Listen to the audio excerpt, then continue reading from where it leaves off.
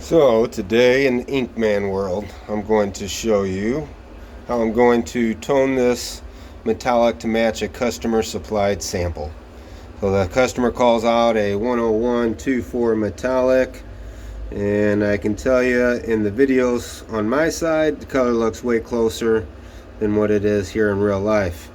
I am dealing with the spirits world, so we do have very color critical requirements. 0.50 Delta E 2000. Here is my Pantone book formula. That's what that yielded. That's not cutting it. So I did make an ad or two.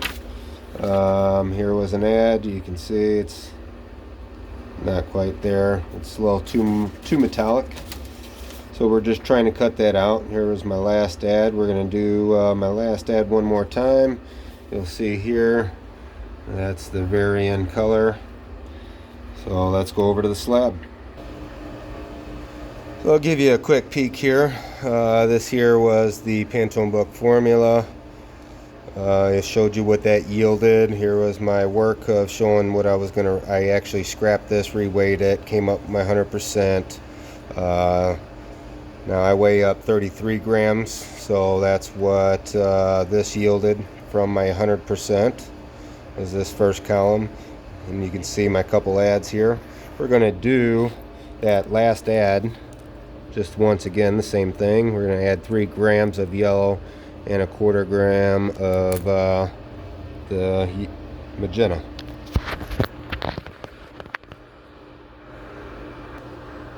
Sorry about that.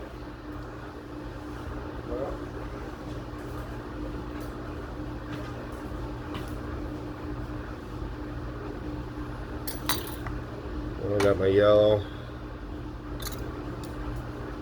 Let's get it knives ready. Make an ad.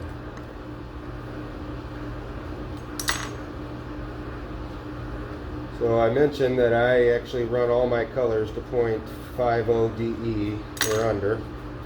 I also want to note that when I do that, I actually keep all of my production batch history in my software, and I will match 0.50 to the same zone every single time. Meaning, if I QC a batch 0.50 to the yellow side, it will always be QC 0.50 to the yellow side.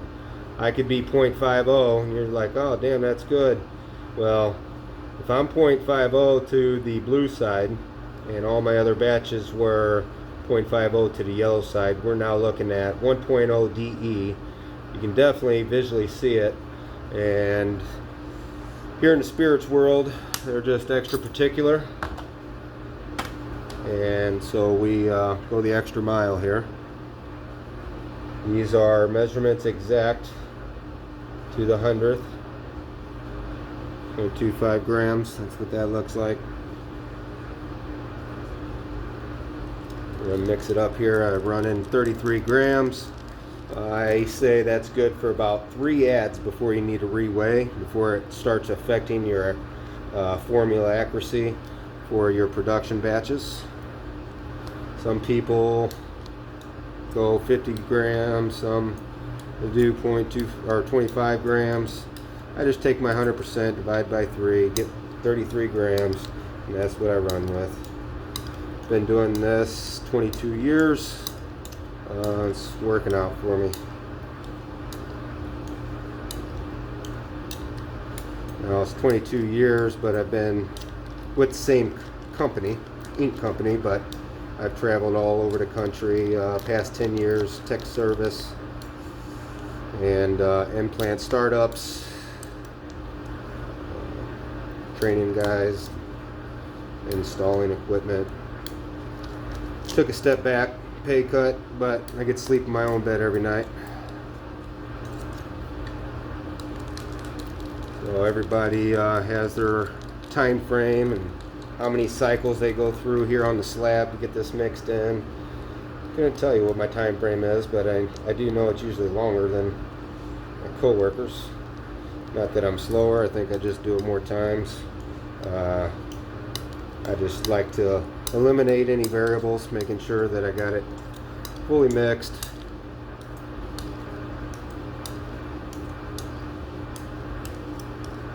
And make sure to get everything off your knives. You don't want to have any yellow or red left.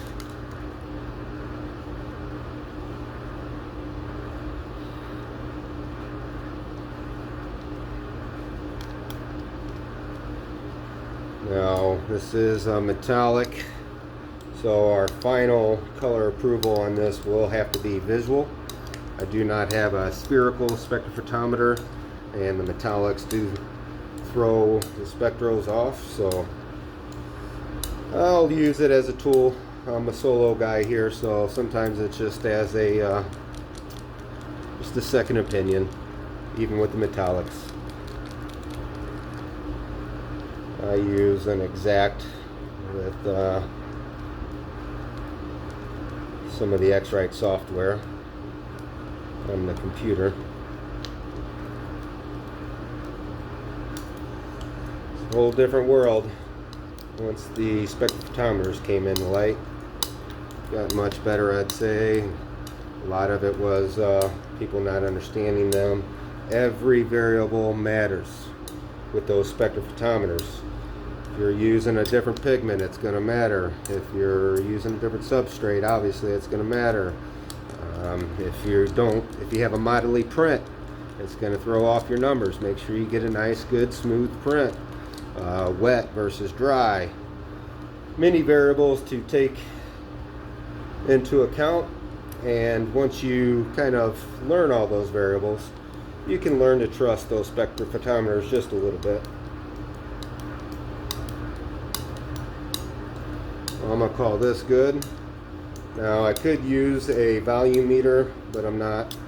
I've done my own weigh-ups and volume meters. This is a conventional metallic, so I will be using 0.8 grams. And once I get on the proof press, if I have any doubts of strength being an issue, then I'll clean it up. I'll go to the volume meter and we'll do the job right. But it saves some time this way. My conventional non-metallic inks, my average there is 0.66. It's my magic number. That's what I use. If I get on the proof press and have any doubts, I will clean it up and evaluate it as need be with the volume meter. I also have another tool with the wedge plate. So we're going to take you to the proof press. Okay, I have my 0.8. We're going to roll this out.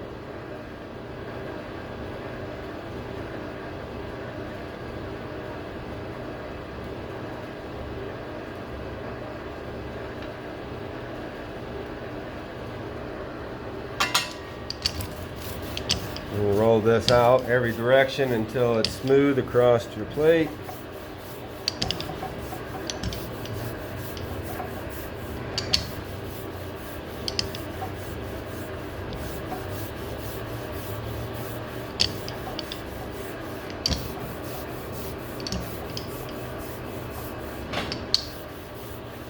And I will roll this out onto the impression plate here until it's smooth.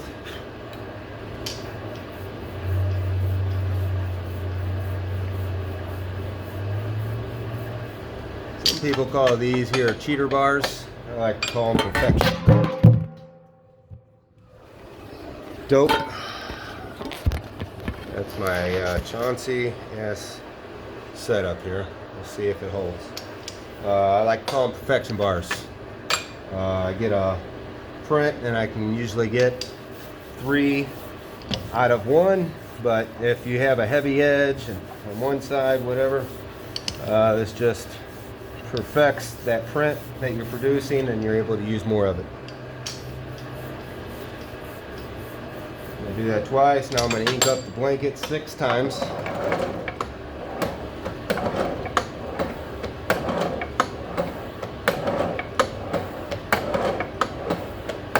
Then I'll do it again. Ink up the impression plate 1 more time. Print to the blanket and then to the substrate.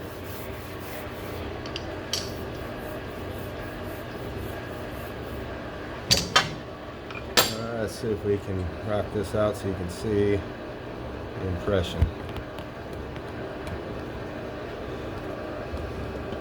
This is not very professional stuff here with my camera production. Okay, so I have the substrate customers called out.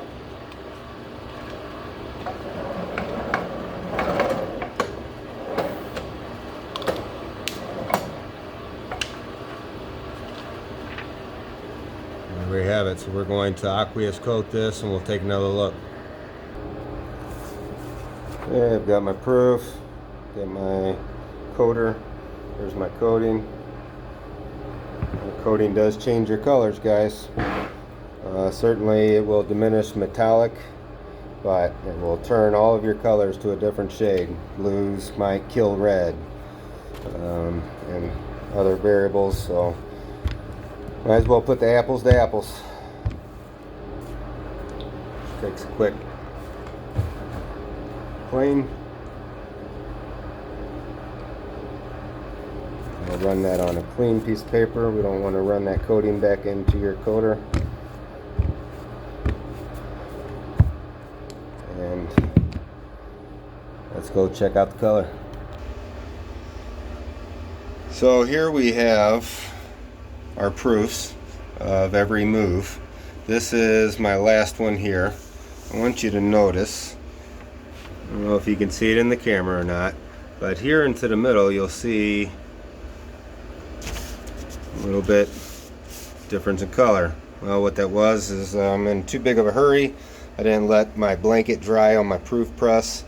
Now, I do not use straight alcohol. I do not let anything dry on my plate or my blanket. I actually have a special mix. I'll wash it, but then I actually hand dry it. I do not want to have any film left on my plate. Some of the, especially isopropyl alcohol, that will,